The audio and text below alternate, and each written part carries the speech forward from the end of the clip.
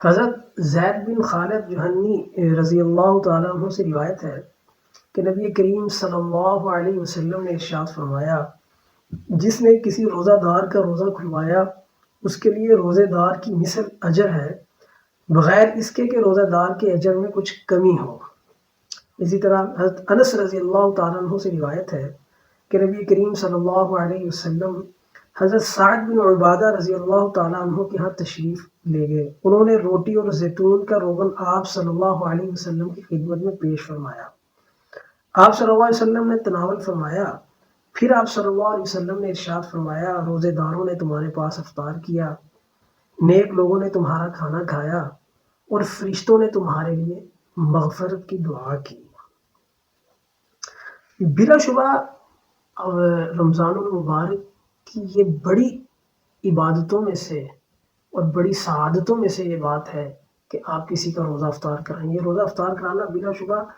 بہت رمضان المبارک کے پسندیدہ اعمال میں سے ایک ہے اور اس کا اجر بہت زیادہ ہے۔ لیکن ہمارے یہاں بدقسمتی سے ایک عجیب سا رواج پڑ گیا کہ ہم لوگوں کے روزے تو افطار کرواتے ہیں، لیکن پھر اسے ہم اٹھا کے سوشل میڈیا کی نظر کر دیتے ہیں اور اسے اپنی نام و نمود کی نظر کر دیتے ہیں۔ تو یہ بڑا ایک عجیب رواج یہاں ہم کسی کو راشن دے رہے ہوتے ہیں تو اس کی بھی تصویر کھنچوا رہے ہوتے ہیں۔ تو اس کے بجائے اس کے کہ اس کا کوئی ثواب ملے، میرے خیال میں اس کا الٹا گناہ ہوتا ہے۔ یعنی آپ کسی سفید پوش کی پردہ داری کو کا بھرم کو آپ چاک کرتے ہیں اور اس کے بھرم کو جو ہے وہ بیچ چوراہے کے پھوڑ دیتے ہیں کسی سفید پوش کے بھرم کو۔ تو مجھے بتائیں کہ آپ کو اس چیز میں کیا اجر یا کیا ثواب ملے گا؟ یہ تو دنیاوی طور پہ واہ واہ ہو جائے گی، اور وہ جیسے ایک حدیث ہے جس کا ایک ٹکڑا ہے کہ سخی کو قیامت والے دن جو ہے وہ لایا جائے گا اور اس سے پوچھا جائے گا، تو وہ کہے گا کہ اے میرے پروردگار، میں نے اتنے اتنے لوگوں کو تیری اتنی اتنی مخلوق کی خدمت کی اور اسے کھانا کھلایا، تو اسے کہا جائے گا کہ تمہارے مقصود یہ تھا کہ دنیا میں تمہیں لوگ تمہاری واہ واہ کریں، سو تمہاری واہ واہ کر دی گئی، اور اب تمہارا اس چیز کا کوئی بدل اس میں نہیں ہے، ادھر نہیں ہے آخرت میں، اس کے بدلے میں تمہیں کوئی اچھی چیز نہیں ملنے والی آخرت میں۔ جو تمہارا مقصود تھا وہ تمہیں دنیا میں مل گیا، تمہاری واہ واہ کر دی گئی۔ سو یہ دنیاوی دو چار لوگوں کی واہ واہ سے یا دو چار ہزار لوگوں کی واہ واہ سے کیا فرق پڑے گا انسان کو، کہ اگر اللہ تعالیٰ ہی اس چیز سے راضی نہ ہو، اور آپ ایک چیز کا خرچہ کرتے ہیں اور آپ ایک نیکی کا کام کرنے جا رہے ہیں اور وہی آپ کے الٹ پڑ جائے اور اسی کا آپ کو گناہ ہو، تو پھر تو اس کو خاسرۃ دنیا والآخرہ ہی کہا جا سکتا ہے۔ سو میری یہ ان این جی اوز سے اور ان دفاعی کام کرنے والے لوگوں سے دستبستہ درخواست ہے کہ ابھی یہ رمضان المبارک ہے اور اس کا جیسے ہی آخری اشرا شروع ہونا ہے تو ہم نے جیسے بھی رمضان کے شروع سے پہلے لوگوں کے گھروں میں جو ہے وہ راشن دیا گیا، اور اب سوشل میڈیا پہ دیکھ لیں کہ سوشل میڈیا بھرا پڑا ہے اس سے، اور پھر وہ عید کا جو سلسلہ شروع ہوگا تو پھر وہ بھی ہم جو ہے اس کی تصویریں باقاعدہ کھنچائی جائیں گی اور باقاعدہ طور پہ جی اس کے جوازات جو ہیں وہ گھڑے جائیں گے کہ یہ جی یہ جو ڈونرز ہیں انہیں دکھانی ہوتی ہے اور فلاں کرنا ہوتا ہے اور یہ کرنا ہوتا ہے، اور وہ ایک عجیب سا جو ہے وہ سلسلہ اس کا چل پڑتا ہے، اور اس سارے سلسلے میں وہ جو مستحقین ہیں، جو سفید پوش لوگ ہیں، ان کی جو عزت ہے اس کا ہم جنازہ نکال دیتے ہیں۔ سو میری یہ دستبستہ ہم سب سے درخواست ہے، میں ہر رمضان میں یہ اپنے ارد گرد دوستوں سے بھی اور سوشل میڈیا کے ذریعے جتنے بھی خیر کا کام کرنے والے لوگ ہیں ان سے یہ عرض کرتا ہوں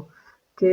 اگر دودھ دینا ہے کسی کو تو اگر اس کے اندر کوئی ناپاک قطرے ڈال دیے جائیں تو وہ اس دودھ دینے کا کوئی فائدہ نہیں ہوگا، نہ اس کو نہ آپ کو۔ سو اگر آپ نے یہ کوئی نیکی کرنی ہے اور آپ یہ چاہتے ہیں کہ آپ کی دی ہوئی کسی چیز سے کسی اور انسان کو فائدہ ہو اور اس کا آپ کو بھی فائدہ ہو اور اللہ تعالیٰ کی رضا حاصل ہو اور آپ کے رزق میں برکت ہو، تو نیکی کو چھپ کر خاموشی سے رات کے اندھیرے میں کرنا چاہیے۔ دروازہ کھٹکھٹائیں، اس کے دروازے پہ آپ اپنا وہ تھیلا رکھیں، وہ اپنا اٹھا کے لے جائے، یا اس کو کسی اس انداز سے آپ اس کو دیں کہ اس کو کوئی یعنی اپنی ذات سے کوئی عجیب گن نہ آئے، یا اسے یہ محسوس نہ ہو کہ میں بہت زیادہ غریب ہوں یا میرے پاس یہ چیزیں مینج کرنے کے پیسے نہیں ہیں، بلکہ اس کو اس انداز سے دینا کہ اسے اچھا لگے، اسے اچھا فیل کروا کے دینا، یہ زیادہ ضروری ہے۔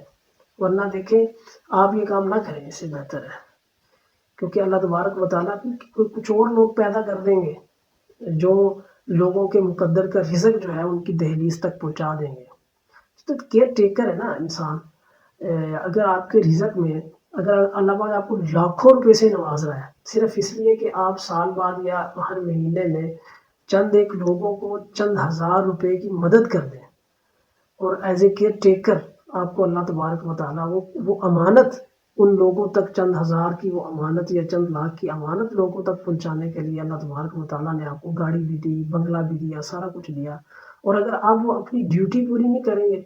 تو پھر یقین جانے کہ یہ ساری چیزیں آپ کو فائدہ نہیں دیں گی. یہ سارا کچھ ہونے کے باوجود زندگی پرسکون نہیں گزرے گی.